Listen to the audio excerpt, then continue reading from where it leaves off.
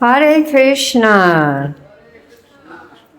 Welcome everyone to our Sunday Krishna book reading to Srila Prabhupada here in Sri Vrndavana in his sacred room. And as we always do, let us offer our respectful obeisances to Srila Prabhupada and to each other. Nama Om Vishnupadaya Krishna Prastaya Bhutale Srimati Bhaktivedanta Swaminiti Namane Namaste Saraswati Deve Gauravani Pacharane Nirvasesha Sunyavadi Paskacha Deshatarane. And to each other, Panchakalpadrubhyascha Kripa Sindhu Bhyevacha Patitanam Pavanebhyo Vaishnavebhyo Namo Namaha. So for those of you online, we're on chapter 54. Krishna defeats all the princes and takes Rukmini home to Dwarka. And we concluded almost half the chapter last Sunday. So we're beginning with, almost halfway through, the example of the sunshine and the material manifestation is very appropriate in understanding the living entity's contact with the material world. In the morning, the sun rises, and the heat and light gradually expand throughout the whole day. The sun is the cause of all material shapes and forms, for it is due to the sun that integration and disintegration of material elements take place. But as soon as the sun sets, the whole manifestation is no longer connected to the sun, which has passed from one place to another. When the sun passes from the eastern to the western hemisphere, the results of the interactions due to the sunshine in the eastern hemisphere remain, but the sunshine itself is visible in the western hemisphere. Similarly, the living entity accepts or produces different bodies and different bodily relationships in a particular circumstance. But as soon as he gives up the present body and accepts another, he has nothing to do with the former body. Similarly, the living entity has nothing to do with the next body he accepts. He is always free from the contact of this bodily contamination. Therefore, continued Balaram, the appearance and disappearance of the body have nothing to do with the living entity, just as the waxing and waning of the moon have nothing to do with the moon. When the moon waxes, we falsely think that the moon is developing, and when it wanes, we think the moon is decreasing. Factually, the moon, as it is always the same. It has nothing to do with such visible activities of waxing and waning. We want to bring your attention, those online, to the subtitles at the bottom of the page so you can follow along nicely. Lord Balarama continued, one's consciousness in material existence can be compared to sleeping and dreaming. When a man sleeps, he dreams of many non-factual happenings, and as a result of dreaming, he becomes subject to different kinds of distress and happiness. Similarly, when a person is in the dream of material consciousness, he suffers the effects of accepting a body and giving it up again in material existence.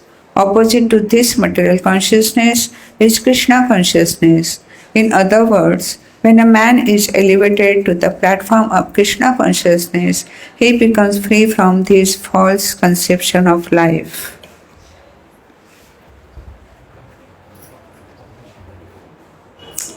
In this way, Sri Balarama instructed Rukmini in spiritual knowledge. He further addressed his sister-in-law thus: Sweet smiling Rukmini, do not be aggrieved by false notions caused by ignorance. Only because of false notions does one become unhappy, but one can immediately remove this unhappiness by discussing the philosophy of actual life. Be happy on that platform only. After hearing such enlightening instructions from Sri Balarama, Rukmini immediately became pacified and happy and adjusted her mind, which was very much afflicted by the degraded position of her brother Rukmi. As far as Rukmi was concerned, his promise was not fulfilled, nor was his mission successful. He had come from home with his soldiers and military phalanx to defeat Krishna and release his sister. But on the contrary, he lost all his soldiers and military strength. He was personally degraded and very sorry. But by the grace of the Lord, he could continue his life to its fixed destination. Because he was a Kshatriya, he could remember his promise that he would not return to his capital city, Kundina, without killing Krishna and releasing his sister, which he had failed to do. Therefore, he decided in anger not to return to his capital city, and he constructed a small cottage in the village known as Bhojkat, where he resided for the rest of his life. After defeating all the opposing elements and forcibly carrying away Rukmani, Krishna brought her to his capital city, Dwaraka, and then married her according to the Vedic ritualistic principles. After this marriage, Krishna became the king of the Yadu at Dwaraka. On the occasion of his marriage with Rukmani, all the inhabitants were happy, and in every house there were great ceremonies. The inhabitants of Dwaraka city were so much pleased that they dressed themselves with the nicest possible ornaments and garments and went to present gifts according to their means to the new married couple, Krishna and Rukmani. All the house of Yadupuri, Dwaraka, were decorated with flags, festoons, and flowers. Each and every house had an extra gate specifically prepared for this occasion, and on the both sides of the gate were big water jugs filled with water. The whole city was made fragrant by the burning of fine incense, and at night there was illumination from thousands of lamps which decorated every building.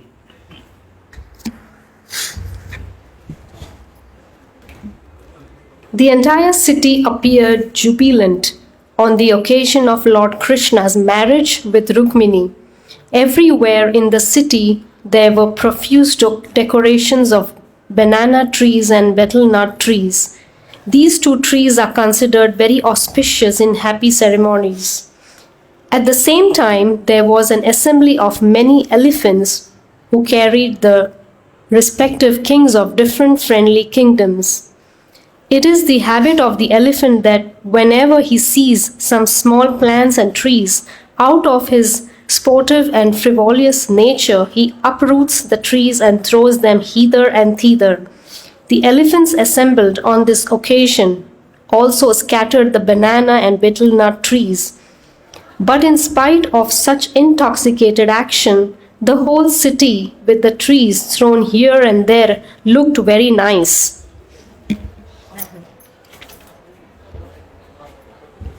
The friendly kings of the Kurus and the Pandavas were represented by Bhishma, Dhritarashtra, the 5 Pandava brothers, King Drupad, King Santandana, and Rukmini's father, Bhishmaka.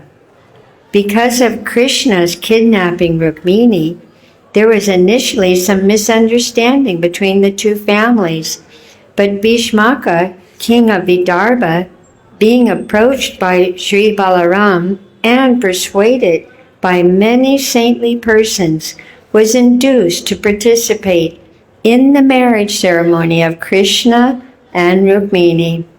Although the incident of the kidnapping was not a very happy occurrence in the kingdom of Vidarbha, kidnapping was not an unusual affair among Kshatriyas. Kidnapping was in fact current in almost all their marriages. Anyway, King Bhishmaka was from the very beginning inclined to hand over his beautiful daughter to Krishna. In one way or another, his purpose had been served, and so he was pleased to join the marriage ceremony, even though his eldest son was degraded in the fight. It is mentioned in the Padma Purana that Maharaj Nanda and the cowherd boys of Vrndavana joined the marriage ceremony. Kings from the kingdoms of Kuru, Srinjaya, Kekaya, Vidarbha, and Kunti all came to Dwarka on this occasion and met with one another very joyfully. The story of Rukmini's being kidnapped by Krishna was poeticized and professional readers recited it everywhere. All the assembled kings and their daughters especially were struck with wonder and very much pleased upon hearing the chivalrous activities of Krishna. In this way, all the visitors as well as the inhabitants of Dwarka city were joyful to see Krishna and Rukmini together. In other words, the goddess of fortune was now united with the Supreme Lord, the maintainer of everyone, and thus all the people felt extremely jubilant. Thus ends the Bhaktivedanta purport of the 54th chapter of Krishna. Krishna defeats all the princes and takes Rukmini home to Dwaraka. Hari Bol. Chapter 55. Pradyumna born to Krishna and Rukmini. It is said that Cupid, who is directly part and parcel of Lord Vasudeva and who was formerly burnt to ashes by the anger of Lord Shiva, took birth from the womb of Rukmini, begotten by Krishna. This is Kamadeva, a demigod of the heavenly planets, especially capable of inducing lusty desires. The Supreme Personality of Godhead, Krishna, has many grades of parts and parcels, but the quadruple expansions of Krishna, Vasudeva, Sankarshana, Pradyumna, and Anirudra, are directly in the Vishnu category. Kama, or the Cupid demigod, who later took his birth from the womb of Rukmini, was also named Pradyumna, but he cannot be the Pradyumna of the Vishnu category. He belongs to the category of Jiva Tattva, but for exhibiting a special power in the category of demigods, he was a part and parcel of the supreme prowess of Pradyumna. That is the verdict of the Goswamis. Therefore, when Cupid was burnt to ashes by the anger of Lord Shiva, he merged into the body of Vasudeva, and to get his body again, he was begotten in the womb of Rukmini by Lord Krishna himself. Thus, he was born as the son of Krishna and celebrated by the name Pradyumna. Because he was begotten by Lord Krishna directly, his qualities were most similar to those of Krishna. There was a demon of the name Shambhara who was destined to be killed by Pradyumna. The Shambhara demon knew of his destiny, and as soon as he learned that Pradyumna had been born, he took the shape of a woman and kidnapped the baby from the maternity home. Less than 10 days after his birth, the demon took him and threw him directly into the sea. But as it is said, Whoever is protected by Krishna, no one can kill, and whoever is destined to be killed by Krishna, no one can protect. When Pradyumna was thrown into the sea, a big fish immediately swallowed him. Later, this fish was caught in the net of a fisherman, and the fish was later sold to the Shambhara demon. In the kitchen of the demon was a maid servant whose name was Mayavati.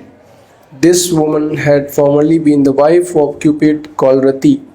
When the fish was presented to the demon Shambhara, it was taken charge of by his cook, who was to make it into a palatable fish preparation. Demons and Rakshasas are accustomed to eat meat, fish, and similar non-vegetarian foods. Demons like Ravana, Kams, and Hiranyakashipu, although born of Brahman and Kshatriya fathers, used to take meat and flesh without discrimination. This practice is still prevalent in India, and those who eat meat and fish are generally called demons and Rakshasas.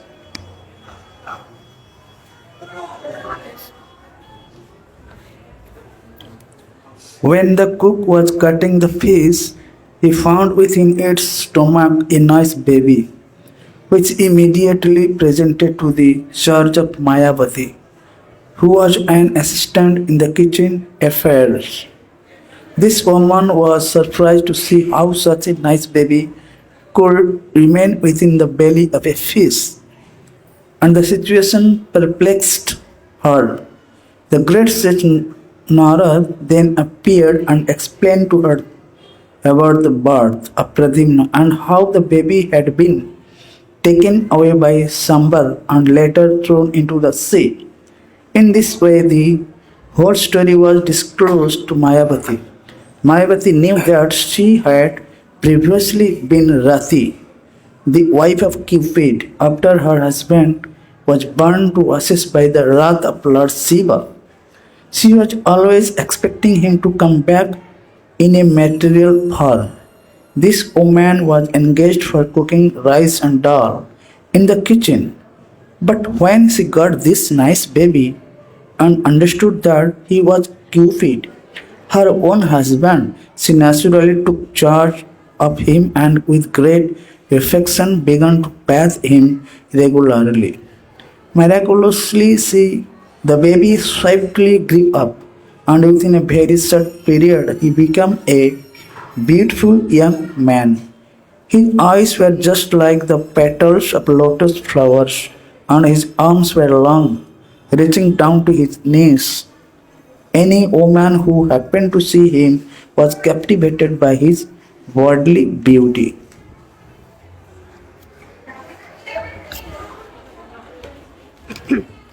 Mayavati could understand that her former husband, Cupid, born as Pradyumna, had grown into such a nice young man, and she also gradually became captivated and lusty.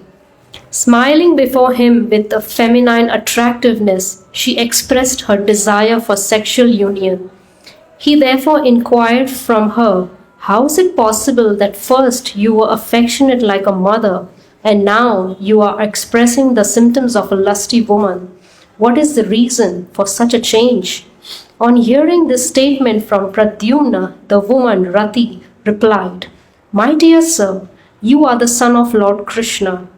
Before you were 10 days old, you were stolen by the Shambhara demon and later thrown into the water and swallowed by a fish. In this way, you have come under my care. But actually, in your former life as Cupid, I was your wife. Therefore, my manifestation of conjugal symptoms is not at all incompatible. Sambara wanted to kill you, and he is endowed with various mystic powers. Therefore, before he again attempts to kill you, please kill him as soon as possible with your divine power. Since you were stolen by Sambara, your mother, Rukmini Devi, has been in a very grievous condition, like a kurari bird who has lost her babies. She is very affectionate toward you, and since you have been taken away from her, she has been living like a cow aggrieved over the loss of its calf." Mayavati had mystic knowledge of supernatural powers.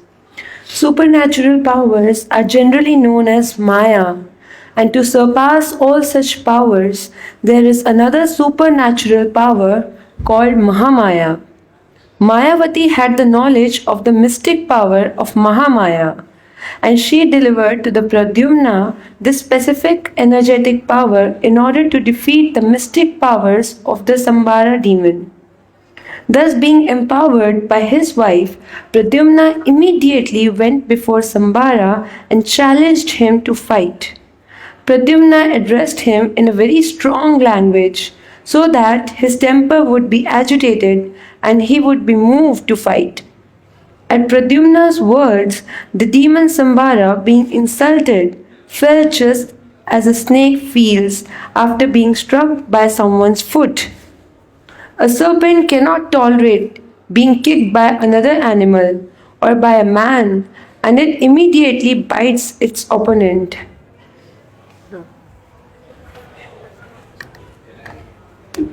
Shambhara felt the words of Pradyumna as if they were a kick.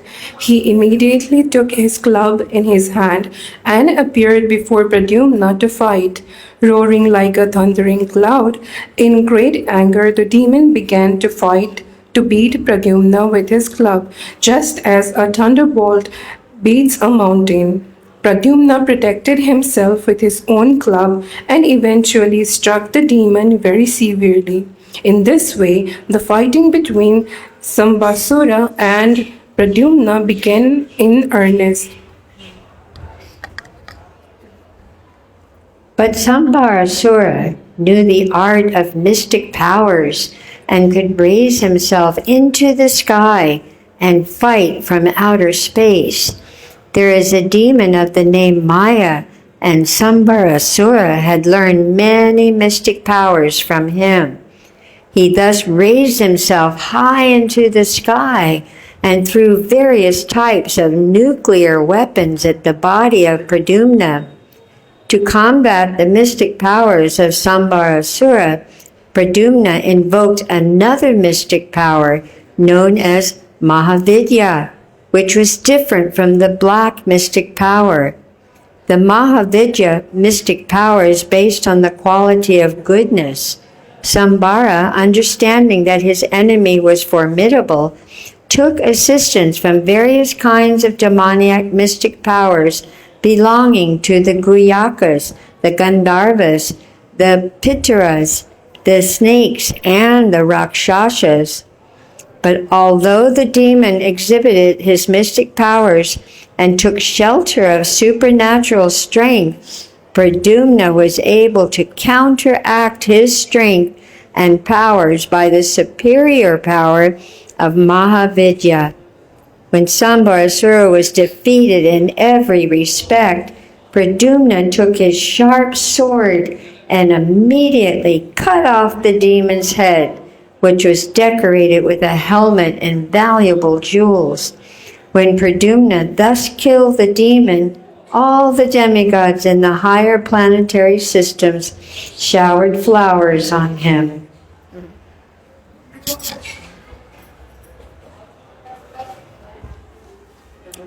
Pradyumna's wife, Mayavati, could travel in outer space, and therefore they directly reached Dwarka, his father's capital, by the airways.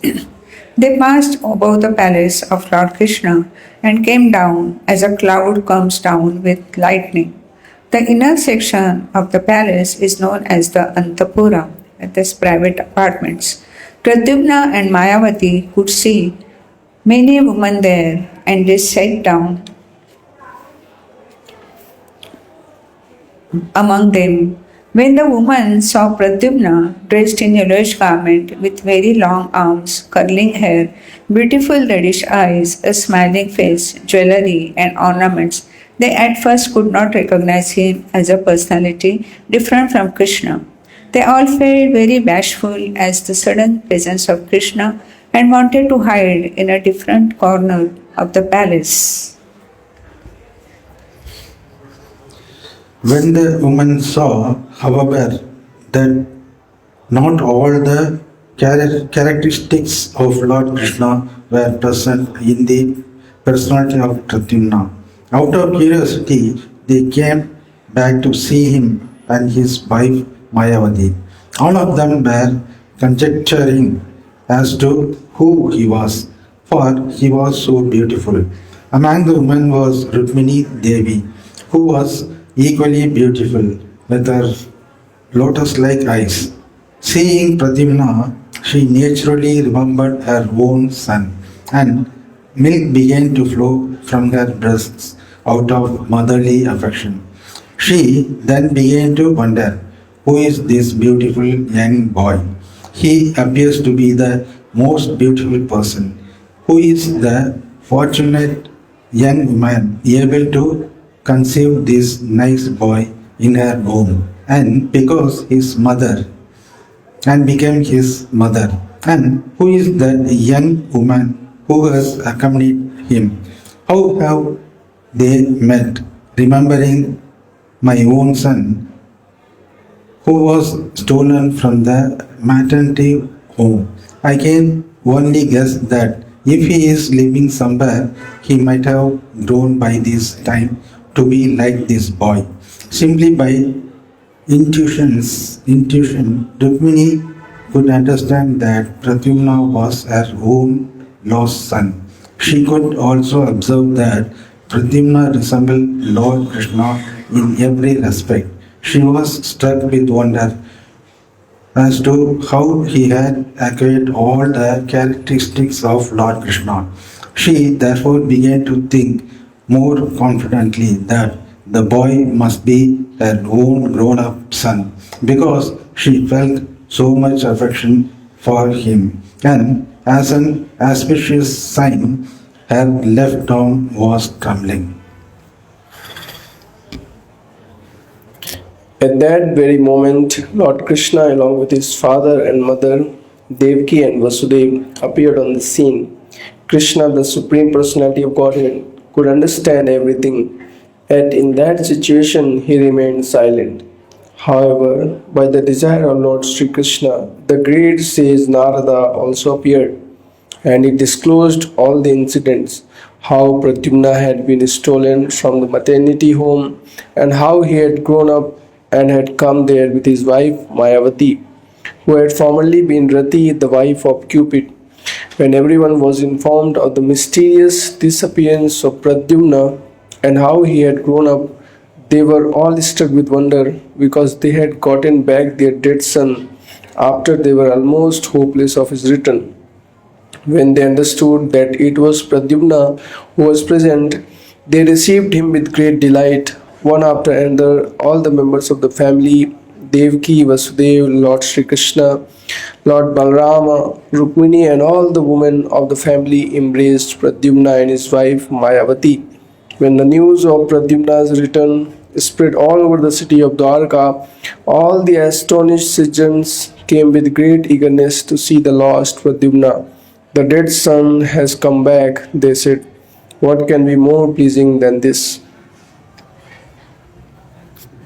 Srila Sukdev Goswami has explained that in the beginning all the ladies of the palace, who were all mothers and stepmothers of Pradyumna, mistook him to be Krishna and were all bashful, infected by the desire for conjugal love.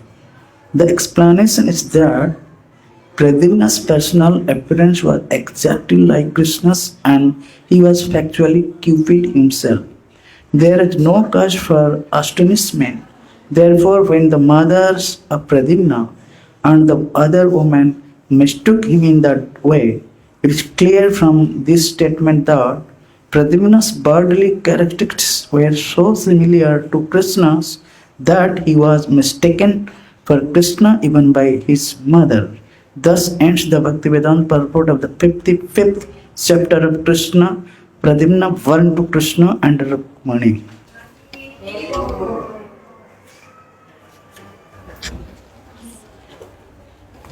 Chapter 56. The story of the Syamantaka jewel. There was a king of the name Satrajit within the jurisdiction of Dwarka Dham. He was a great devotee of the sun god. who awarded him the benediction of a jewel known as Syamantaka. Because of this Syamantaka jewel, there was a misunderstanding between King Satyajit and the Yadu dynasty. Later, the matter was settled when Satyajit voluntarily offered Krishna his daughter, Satyabhama, along with the Syamantaka jewel. Not only Satyabhama but also Jambavati, the daughter of Jambavan, was married to Krishna on account of the Syamantaka jewel. These two marriages took place before the appearance of Pradyumna, which was described in the last chapter. How King Satyajit offended the Yadu dynasty and how he later came to his senses and offered his daughter and the Syamantaka jewel to Krishna are described as follows. Since he was a great devotee of the sun god, King Satyajit gradually entered into a very friendly relationship with him. The sun god was pleased with him and delivered to him an exceptional jewel known as Mantaka. When Satyajit wore this jewel in a locket around his neck, he appeared exactly like an imitation sun god. Putting on this jewel, he entered the city of Dwarka, and people thought that the sun god had come into the city to see Krishna. They knew that Krishna, being the Supreme Personality of Godhead, was sometimes visited by the demigods. So, while Satyajit was visiting the city of Dwarka, all the inhabitants except Krishna took him to be the sun god himself. Although King Satyajit was known to everyone, he could not be recognized because of the dazzling effulgence of the Syamantaka jewel.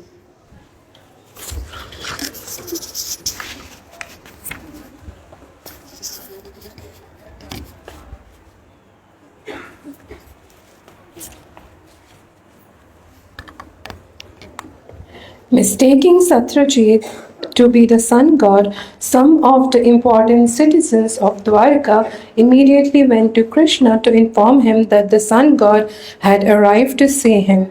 At that time, Krishna was playing chess.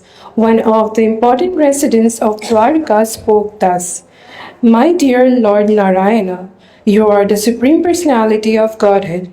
In your plenary portion as Narayana or Vishnu, you have 4 hands with different symbols: the conch shell, disc, club, and lotus flower. You are actually the owner of everything, but in spite of your being the Supreme Personality of Godhead, Narayana, you descended in Vrndavana to act as the child of Yashoda Mata, who sometimes used to tie you up with her ropes, and you are celebrated, therefore, by the name Damodara." That Krishna is the Supreme Personality of Godhead, Narayan, as accepted by the citizens of Dwarka, was later confirmed by the great Mayavadi philosophical leader Sankaracharya. By accepting the Lord as impersonal, he did not reject the Lord's personal form. Everything which is form in this material world is subject to creation, maintenance, and annihilation.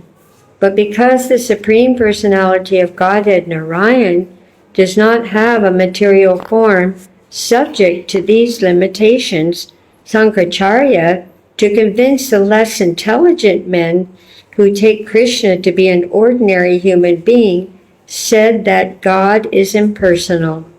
This impersonality means that he is not a person of this material condition.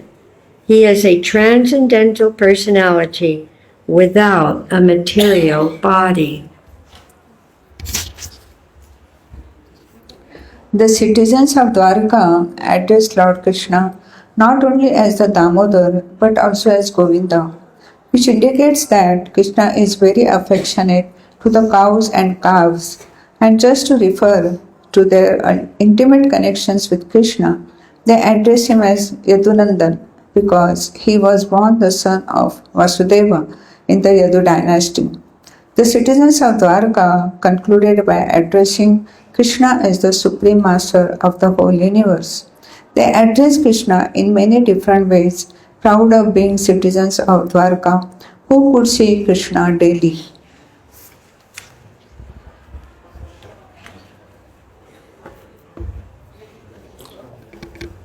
When Satyajit was visiting the city of Dwarka, the citizens felt great pride to think that although Krishna was living in Dwarka like an ordinary human being, the demigods were coming to see him. Thus, they informed Lord Krishna that the sun god, with his glaring bodily effulgence, was coming to see him. The citizens of Dwaraka confirmed that the sun gods coming into Dwaraka was not very wonderful, because people all over the universe who were searching after the Supreme Personality of Godhead knew that he had appeared in the Yadu dynasty and was living in Dwaraka as one of the members of that family. Thus, the citizens expressed their joy on this occasion. On hearing the statements of his citizens, the all-pervasive personality of Godhead Krishna simply smiled. Being pleased with the citizens of Dwaraka, Krishna informed them that the person they described as the sun god was actually King Satyajit, who had come to visit Dwaraka city to show his opulence in the form of the valuable jewel obtained from the sun god. Satyajit, however, did not come to see Krishna. He was instead overwhelmed by the Samantaka jewel. He installed the jewel in a temple to be worshipped by Brahmanas. He engaged for this purpose. This is an example of a less intelligent person worshipping a material thing. In the Bhagavad Gita, it is stated that less intelligent persons, in order to get immediate results from their fruitive activities, worship the demigods created within this universe. The word materialist means one concerned with gratification of the senses within this material world. Although Krishna later asked for this Samantaka jewel, King Satyajit did not deliver it. On the contrary, he installed the jewel for his own purposes of worship. And who would not worship that jewel? The Samantaka jewel was so powerful that daily it produced a large quantity of gold. A quantity of gold is counted by a measurement called a bhar. According to Vedic formulas, one bhar is equal to about 21 pounds and one mound equals about 82 pounds. The jewel was producing about 170 pounds of gold every day. Besides that, it is learned from Vedic literature that in whatever part of the world that this jewel was worshipped, there was no possibility of famine, and wherever the jewel was present, there was no possibility of anything inauspicious such as pestilence. Lord Krishna wanted to teach the world that the best of everything should be offered to the ruling chief of the country. King Ugrasen was the overlord of many dynasties and happened to be the grandfather of Krishna. So Krishna asked Satyajit to present the Samantak jewel to King Ugrasen. Krishna pleaded that the best should be offered to the king, but Satyajit, being a worshipper of the demigods, had become too materialistic, and instead of accepting the request of Krishna, though it was wiser to worship the jewel to get the 170 pounds of gold every day. Materialistic persons who can achieve such huge quantities of gold are not interested in Krishna consciousness. Sometimes, therefore, to show special favor, Krishna takes away one's great accumulations of materialistic wealth and thus makes one a great devotee. But Satyajit refused to abide by the order of Krishna and did not deliver the jewel.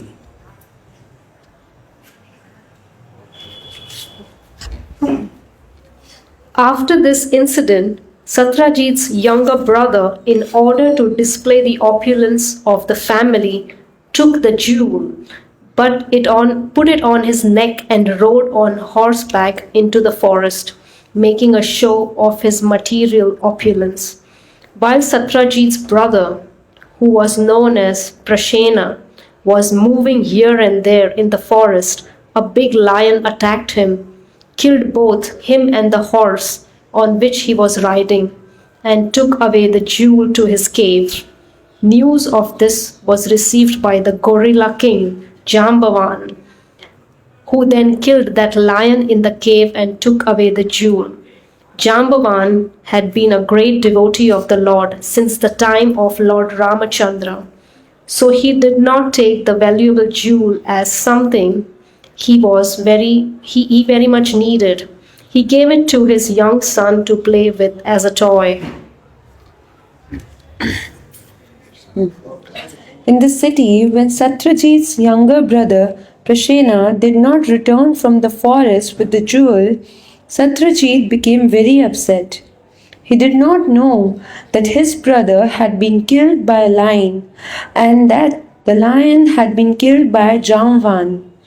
He thought instead that because Krishna wanted that jewel which had been delivered to him, Krishna might which had not been delivered to him, Krishna might have therefore taken the jewel from Prashena by force and killed him.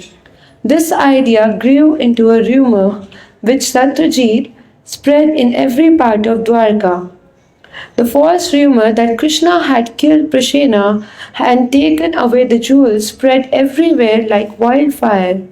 Krishna did not like to be defamed in that way, and therefore he decided that he would go to the forest and find the Samantaka jewel. Taking with him some of the important inhabitants of Dwarka, Krishna went to search out Prashena, the brother of Satyajit, and found him dead, killed by the lion. At the same time, Krishna also found the lion killed by Jamvan, who is generally called Raksha.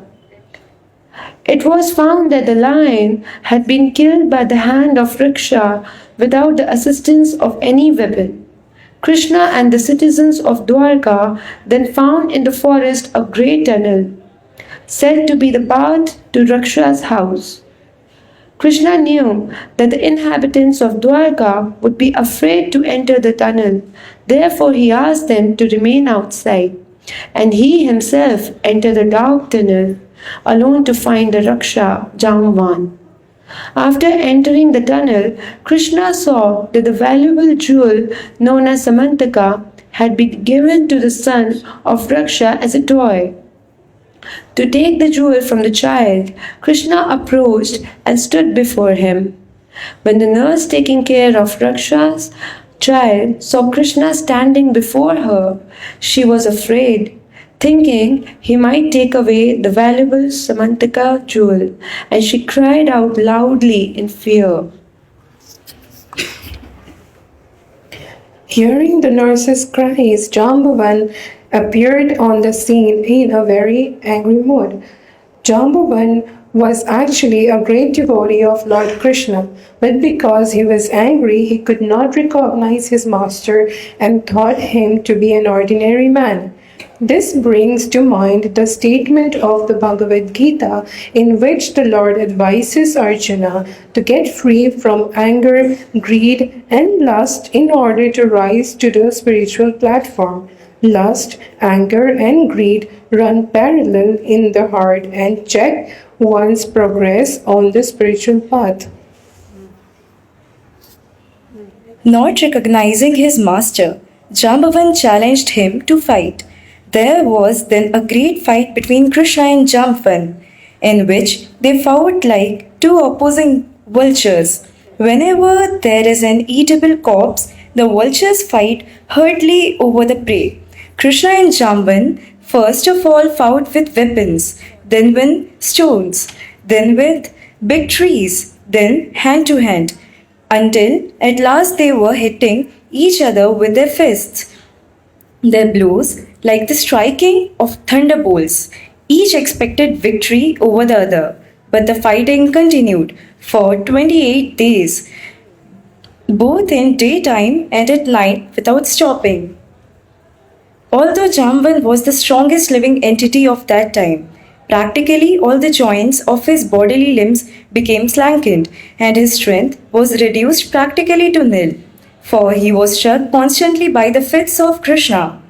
Feeling very tired, with perspiration all over his body, Jamban was astonished. Who was this opponent who was fighting so hard with him? Jamban was quite aware of his own superhuman bodily strength.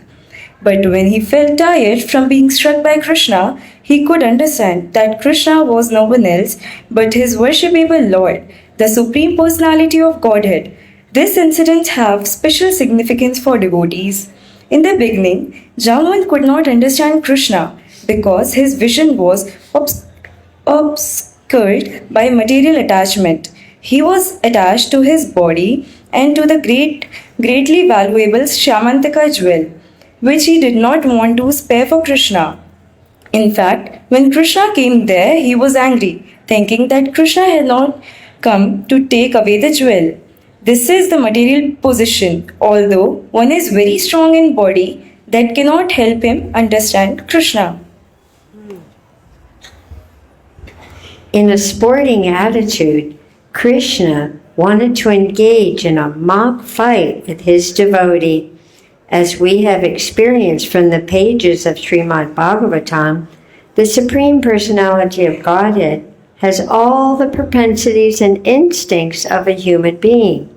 Sometimes in a sportive spirit, he wishes to fight, to make a show of bodily strength. And when he so desires, he selects one of his suitable devotees to give him that pleasure. Krishna desired this pleasure of mock fighting with Jambavan. Although Jambavan was a devotee by nature, he did not know that his opponent was Krishna while giving service to the Lord by his bodily strength. But as soon as Krishna was pleased by the fighting, Jambavan immediately understood that his opponent was none other than the Supreme Lord himself. The conclusion is that he could understand Krishna by his service, for Krishna is sometimes satisfied by fighting also. Jambavan therefore said to the Lord, "My dear Lord, I can now understand who you are. You are the Supreme Personality of Godhead, Lord Vishnu, the source of everyone's strength, wealth, reputation, beauty, wisdom, and initiation." This statement of Jambavan's is confirmed by the Vedanta Sutra, wherein the Supreme Lord is declared to be the source of everything. Jambavan identified Lord Krishna as the Supreme Personality, Lord Vishnu. My dear Lord, you are the creator of the creators of the universal affairs. This statement is very instructive to the ordinary man, who is amazed by the activities of a person with an exceptional brain. The ordinary man is surprised to see the inventions of a great scientist, but the statement of Jambavan confirms that although a scientist may be a creator of many wonderful things, Krishna is the creator of the scientist. He is the creator of not only one scientist, but of millions and trillions all over the universe. Jambavan said further, "Not only are you the creator of the creators, but you are also the creator of the material elements which the so-called creators manipulate. Scientists utilize the physical elements of laws of material nature to do something wonderful, but actually, such laws and elements are also the creation of Krishna. This is the actual scientific understanding. Less intelligent men do not try to understand who created the brain of the scientist. They are satisfied simply to see the wonderful creation or invention of the scientist."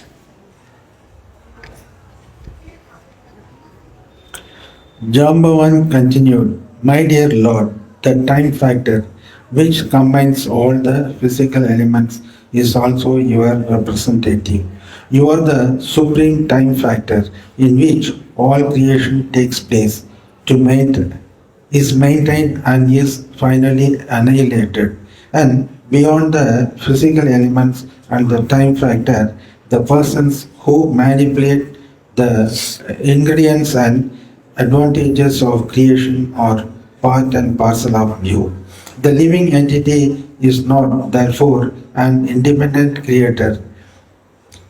By studying all the factors in the right perspective, one can see that you are the supreme controller and Lord of everything. My dear Lord, I can therefore understand that you are the same supreme personality of Godhead whom I worship as Lord Ramachandra. My Lord Ramachandra wanted to construct a bridge over the ocean, and I saw personally how the ocean became agitated simply by my Lord's glancing over it.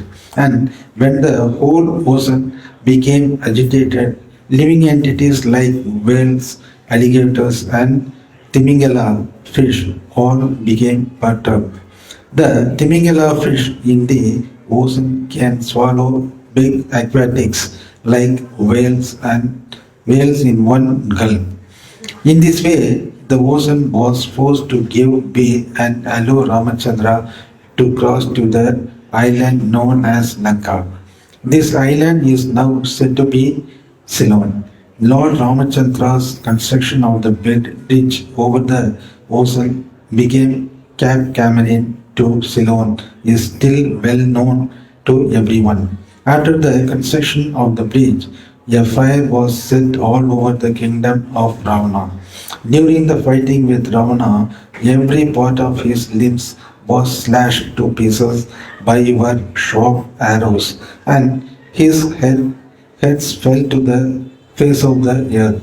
Now I can understand that you are none other than my Lord Ramachandra. No one else has such immeasurable strength. No one else could defeat me in this way.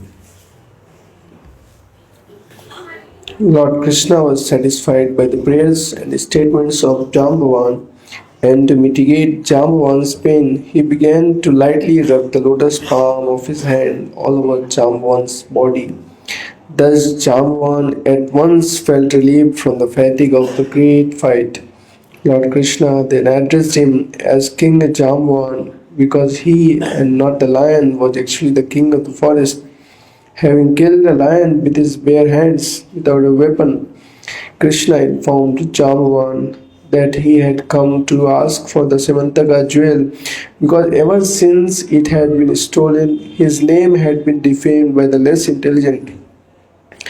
Krishna plainly informed him that he had come there to ask for the jewel in order to be free from this defamation.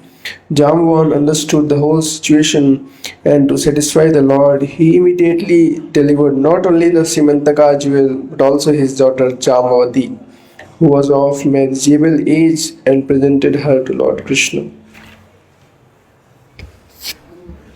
The episode of Jambavati's marriage with Lord Krishna and the delivery of the jewel known as Samantak was finished within the mountain cave. Although the fighting between Krishna and Jambavan went on for 28 days, the inhabitants of Dwaraka waited outside the tunnel for 12 days, and after that they decided that something undesirable must have happened. They could not understand for certain that what had actually happened, and being very sorry and tired, they returned to the city of Dwaraka.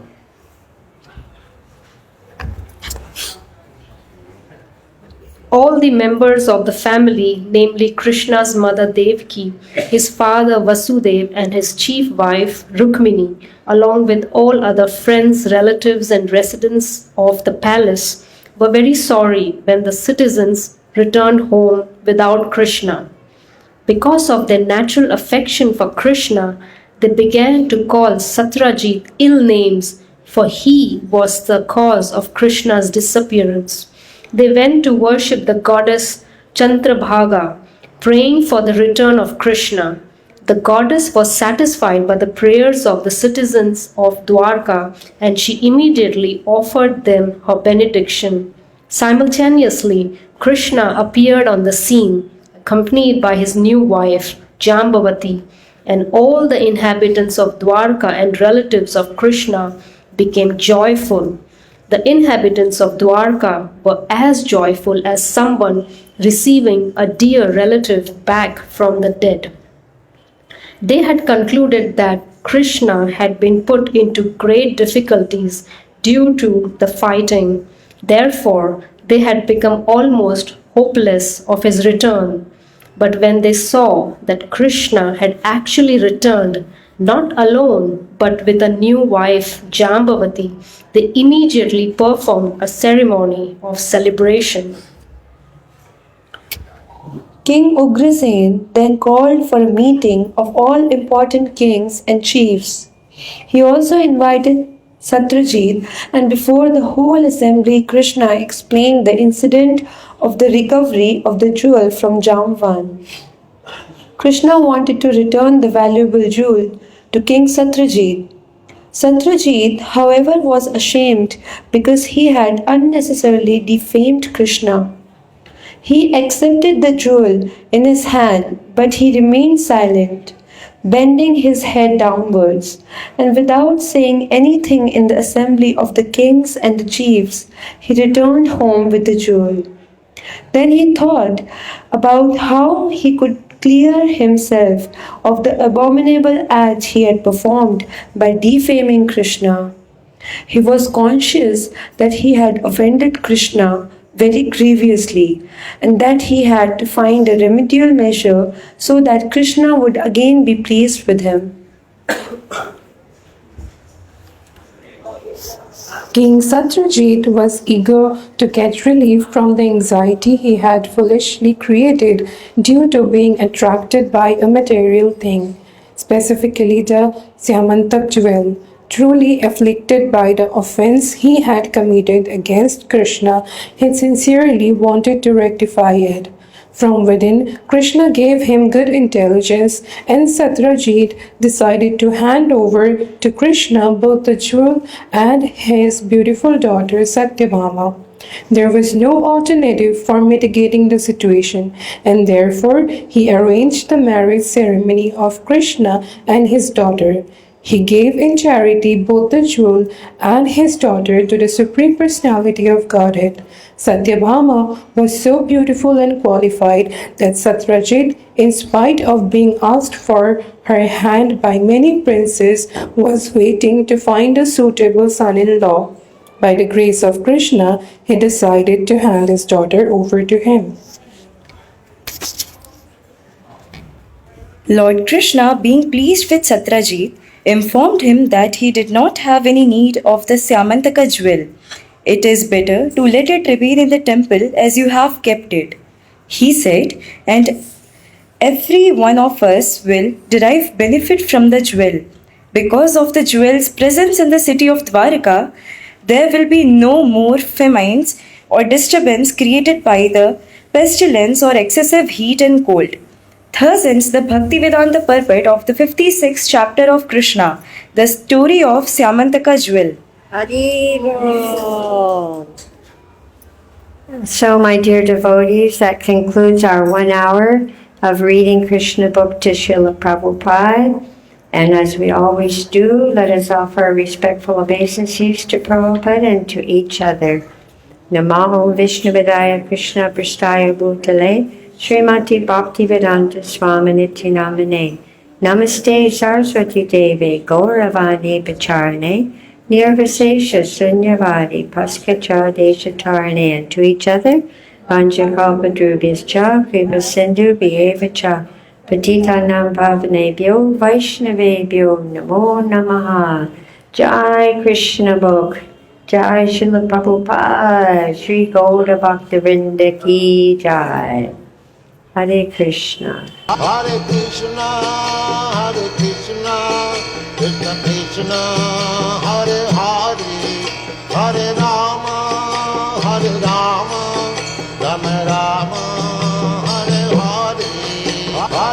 Krishna